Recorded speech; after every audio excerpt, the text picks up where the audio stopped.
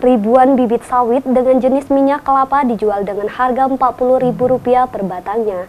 Bibit sawit ini berlokasi di Kelurahan Cereme Dalam, Kota Lubuk Linggau.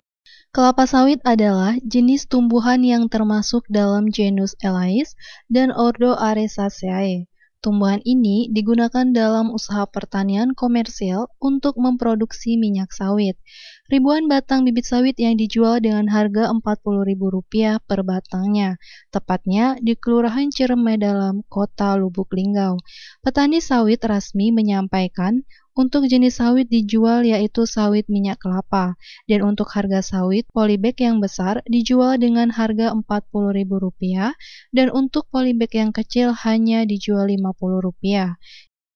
Harga polybag sawit besar nih 40. 40-an Bu ya? Iya. Kalau Yang kecil 50 perak. 50 perak Bu? Iya. Kita itulah. Oh, dalam sehari itu ada tidak membeli Bu? Itu sehari sebulan.